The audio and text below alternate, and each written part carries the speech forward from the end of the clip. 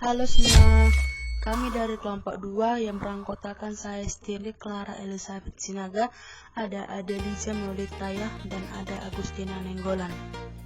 Ini merupakan hasil proyek kami yang bertujuan untuk memenuhi tugas kuliah antropologi pedesaan yang akan menceritakan keadaan desa ataupun kelurahan. Selamat menyaksikan. Halo guys, welcome to Siantar City. Pematang Siantar merupakan salah satu kota yang ada di Provinsi Sumatera Utara.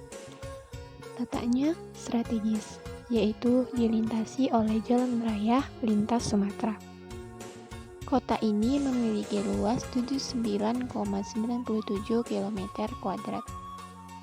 Sebelum kemerdekaan Indonesia, daerah ini merupakan daerah kerajaan dengan dinasti terakhir dari rajanya, yaitu dinasti Damani, yaitu Tuan Sang Nawalu Damani.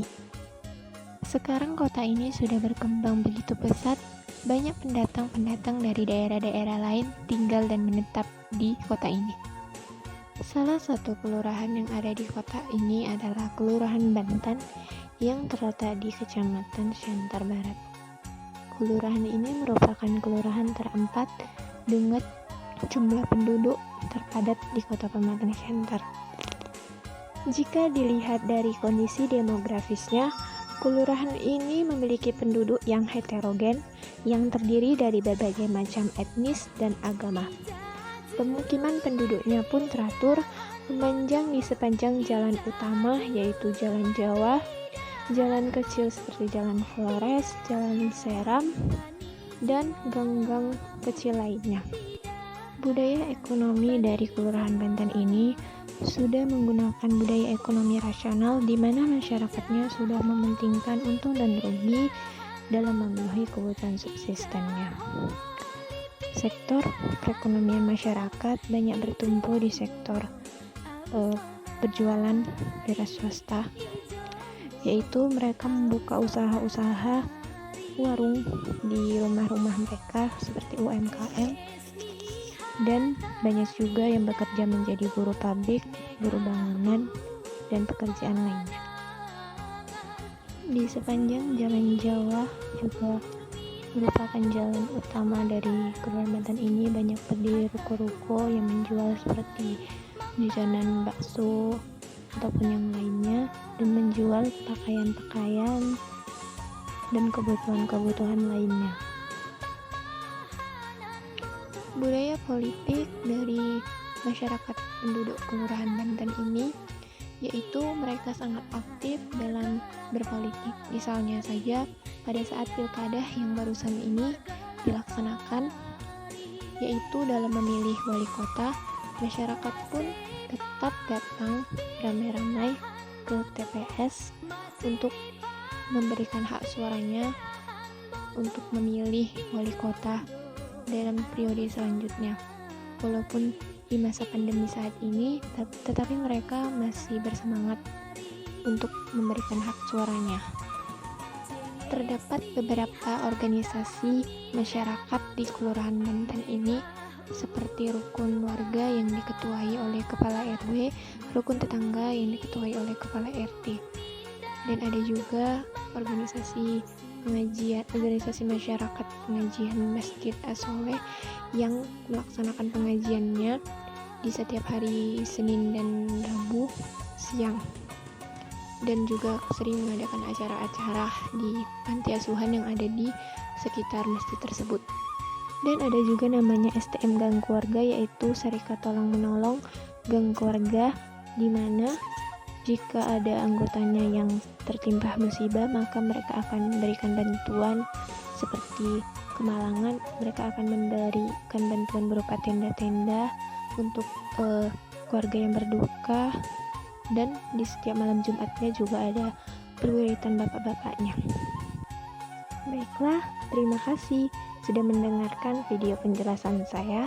Jika kalian penasaran di mana sih Kota Pematang Siantar itu dan di mana sih Kelurahan Bantan itu, yuk mari berkunjung ke Kota Pematang Siantar dan Kelurahan Bantan, yaitu kampung halaman saya.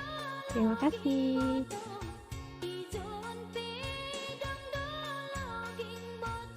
Selanjutnya, Kota Medan. Siapa di antara kita yang tidak kenal apa itu Kota Medan? Pasti kita semua telah tahu apa itu Kota Medan. Medan yang kita ketahui merupakan ibu kota dari Provinsi Sumatera Utara yang berada di Indonesia. Kota Medan pada awalnya dari sebuah kampung yang didirikan oleh Guru Patimpus di pertemuan Sungai Deli dan Sungai Babura. Tanggal 1 Juli tahun 1590 ini dijadikan untuk tanggal terbentuknya hari jadi Kota Medan. Kota Medan memiliki luas 26.510 hektar atau 3,6% dari keseluruhan wilayah Sumatera Utara. Kota Medan merupakan kota terbesar ketiga di Indonesia setelah adanya Jakarta dan Surabaya, serta kota-kota terbesar yang terdapat di Pulau Jawa. Medan merupakan kota yang pertama di Indonesia yang mengintegrasikan bandara dengan berbatasan dengan Selat Malaka dan menjadikan Medan sebagai kota perdagangan, industri, maupun bisnis yang sangat penting di Indonesia. Selain itu, kita juga dapat menemukan beragam etnis dengan mayoritas penduduk dari Jawa, Batak, Tionghoa, dan Minangkabau. Kita juga dapat menemukan beberapa etnis lainnya. Maka dari itu, Medan merupakan kota yang disebut sebagai kota heterogen di Indonesia. Di sini, orang-orang akan mudah menjumpai orang-orang dari berbagai suku, misalnya ada suku Aceh, suku Jawa, suku Sunda, ada suku Batak, ada Melayu, ada suku Minang, ada suku Bugis, dan suku lainnya. Nah, selanjutnya, wilayah Kota Medan dibagi menjadi 21 kecamatan dan 151 kelurahan, diantaranya ada Medan Tuntungan, Medan Johor, Medan Amplas, ada Medan Denai, ada Medan Area, Medan Kota, Medan Maimun, Medan Polomnya, Medan Baru, Medan Selayang, Medan Sunggal, Medan Betisa, Medan Barat, Medan Timur, Perjuangan, Medan Tembung, Medan Mudi, Medan Labuhan, Medan Malang, dan ada Medan Mahlan. Nah, membahas tentang kecamatan dan kelurahan yang ada di Medan, Medan Deli merupakan salah satu kecamatan yang terkenal dan keluarga saya tinggal. Desa atau kelurahan Nabar yang bertepatan di Provinsi Sumatera Utara, Kota Medan dan kecamatan di Medan Deli. Nabar merupakan salah satu desa atau kelurahan yang ada di Medan Deli yang memiliki pos 20242 yang memiliki lebih dari 12 lingkungan dan memiliki penduduk sekitar 23.000 jiwa dan terdiri dari 5.000 kepala keluarga. Selanjutnya, di setiap lingkungan ini ada beberapa masjid dan gereja yang berdekatan, ada juga pasar tradisional, sekolah-sekolah dasar, dan ada juga sekolah swasta untuk SMP dan SMA. Di lingkungan tempat tinggal saya, yaitu di Jalan Mangungan 4 di lereng Raya Nabar, rata-rata pekerjaan yang ada di sini yaitu pedagang dan pekerja beberapa pabrik. Pekerjaan pedagang rata-rata menjualkan makanannya, pakaian, serta toko-toko elektronikanya, dan ada juga bekerja sebagai petani namun tidak lama. Dalam sistem kepercayaan, di lingkungan kami ini terdapat mayoritas agama Islam dan agama Kristen, dan etnis suku Jawa dan suku Batak. Sebagai contoh dalam bidang sosial, dengan keadaan duka, jika ada bantaran bantang yang tidak kita, semua pun bangga untuk menjunjung tak hanya menjadi semangat dalam menghadapi duka atau sekedar memberikan dukungan. Lalu dalam tanggal atau tahun yang ada contohnya seperti Hari Raya, Hari Kemenangan Muslim, dan Natal beserta tahun baru, kami merayakan bersama-sama. Jika ada yang merayakan hari raya, mereka juga mengajak para pemimpinnya ikut dalam merayakan hari raya mereka dengan memberikan makanan khas kue raya atau sedikit daging rendang yang mereka buat untuk dibagikan sekeliling. Begitu juga sebaliknya. Nah, selanjutnya tentang keadaan sekeliling Nabar, banyak sekali perubahan-perubahan yang terjadi. Misalnya, makin banyaknya bangunan-bangunan berumah dan semakin bertambahnya bangunan-bangunan agak tinggi. Dulunya di sini tidak ada sama sekali toko atau ruko, Indomaret serta kawan-kawannya, dan baru-baru ini ada dibangun suatu hotel yang persis terletak di depan gang rumah saya yang bernama Hotel Oyo. Selanjutnya, dalam bidang bahasa, Bahasa sehari-hari yang digunakan di dalam lingkungan kami ini merupakan bahasa Indonesia karena terdapat beberapa etnis di dalamnya, yaitu etnis Batak dan etnis Jawa. Selanjutnya pada bidang politik yang kemarin pada tanggal 9 Desember tahun 2020 berjalan dengan baik. Pengurus ataupun kepala RT mempercaya warga dalam pemilihan suara. Pada saat pemilihan tersebut tetap taat terhadap protokol kesehatan, yaitu dengan cara membagikan waktu pemilihan agar tidak ramai saat. Baik, selanjutnya saya akan menjelaskan mengenai nilai riset yang telah saya lakukan di Desa Huta Barat Pasari Julu, Kecamatan Tarutung, Kabupaten Tapanuli Utara.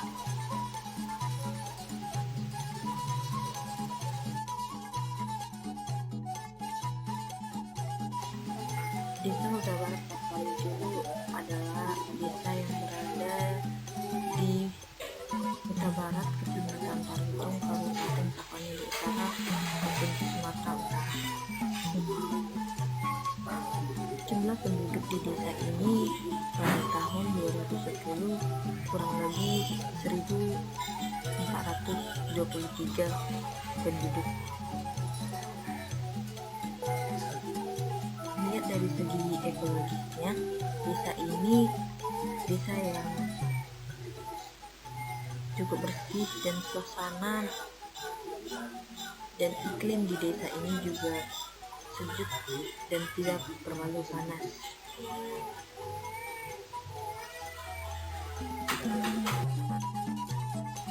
Ini merupakan jalan lintas kota yang dimana desa ini berada di pinggir jalan, sehingga untuk menjangkaunya tidak terlalu sulit karena jalan ini merupakan tempat beroperasinya alat-alat transportasi, dan jalan ini bisa menuju ke pusat kota.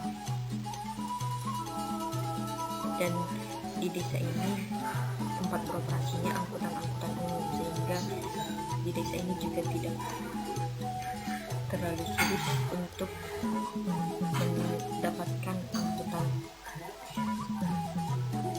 Pembangunan infrastruktur di desa ini juga sudah cukup merata dan dilakukan secara berkala setiap setahunnya, sehingga jalan-jalan rusak di jalan ini sudah sangat jarang ditemui.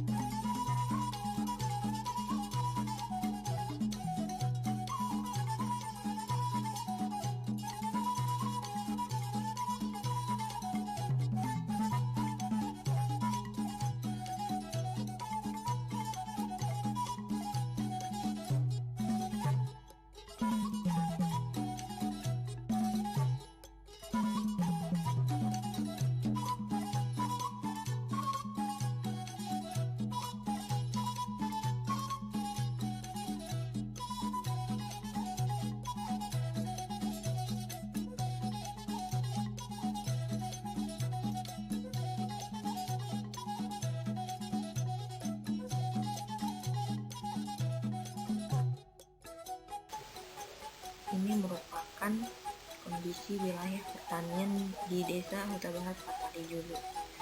Di desa ini masyarakatnya bermata pencaharian sebagai petani atau bertani dari hasil bertani padi dan sayur-sayuran. Di sini dalam video ini kondisi sawah di desa ini sudah dalam keadaan sudah panen, dan di sini masyarakat baru memulai untuk menanam padinya kembali. Selain bertani, masyarakat di sini juga ada beberapa yang berkebun jagung, dan juga ada yang bertenun dan bekerja sebagai supir angkutan umum.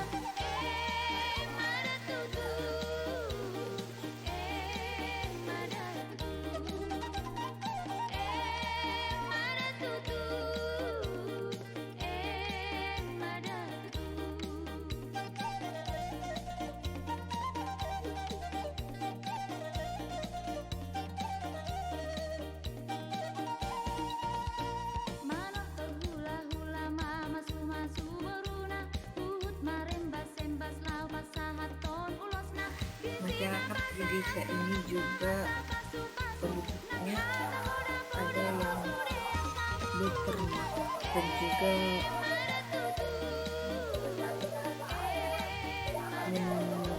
bertani kecil-kecilan yang berada di sekitar masing-masing penduduk. Mereka menanam sayur-sayuran ataupun cabai di sekitar rumah mereka untuk memenuhi kebutuhan seharian masyarakat. Ini merupakan contoh tanaman yang ditanam oleh masyarakat di desa ini. Masyarakat di desa ini membajak sawahnya sudah menggunakan alat yang sudah modern seperti traktor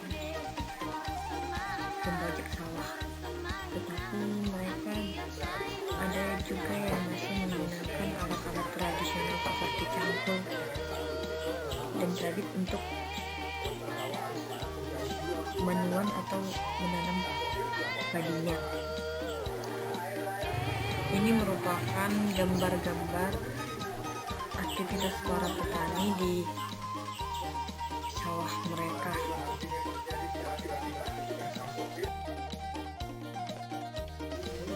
Selanjutnya itu sistem kepercayaan pada masyarakat desa Huta Barat Pertari. Di desa ini masyarakatnya mayoritas menganut agama Kristen Protestan. Di desa ini ada beberapa gereja yang berada di pinggir jalan, dan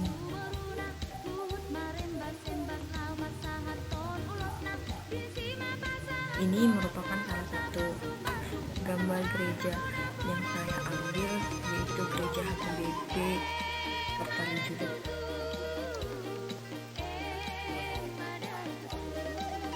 Walaupun mayoritas agama di sini adalah agama Protestan, namun masyarakatnya juga ada yang beragama Katolik dan juga ada yang beragama Islam yang bertempat tinggal di desa ini.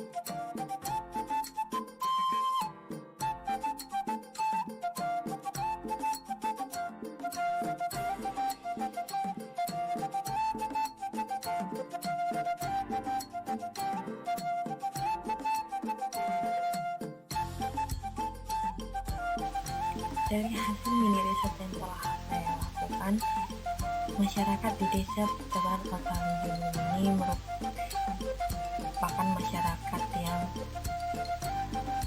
homogen, di mana masyarakat di sini merupakan masyarakat yang bersuku mayoritas Batak Silindung atau Batak Toba, dan mereka menggunakan bahasa keseharian mereka yaitu bahasa Batak. Di sini masyarakatnya mayoritas bermarga Kuta Barat, dan juga agama yang dianuti masyarakat ini adalah agama Kristen Protestan, dan ada juga beberapa agama lain seperti agama Katolik dan Islam. Di masyarakat ini, sistem mata pencaharian mereka adalah bertani, mayoritas bertani padi dan juga sayuran, dan ada juga yang bertenun.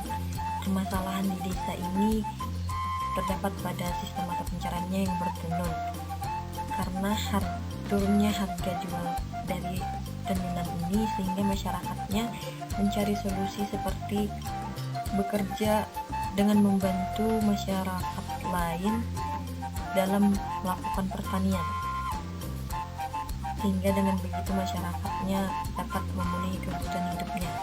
Selain itu, masyarakatnya juga ada yang bekerja sebagai supir angkot 04 di desa ini, yang dimana supir itu orang yang membawa angkutan umum untuk menuju pusat kota Tarutung. Untuk menuju pusat kota, masyarakat bisa menggunakan angkutan umum, dan juga di desa ini atau khususnya di Tapanuli Utara ini sudah ada Grab car ataupun Grab bike yang bisa digunakan masyarakat untuk berkeliling sekitaran Tarutung, ataupun apabila di malam hari tidak ada angkutan umum, mereka menggunakan Grab untuk pulang.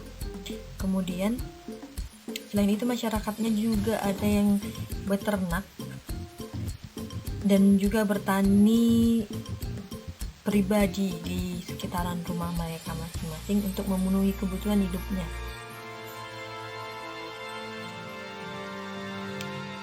Di sini juga permasalahan masyarakatnya itu hanya pada remaja di masyarakat ini, yang dimana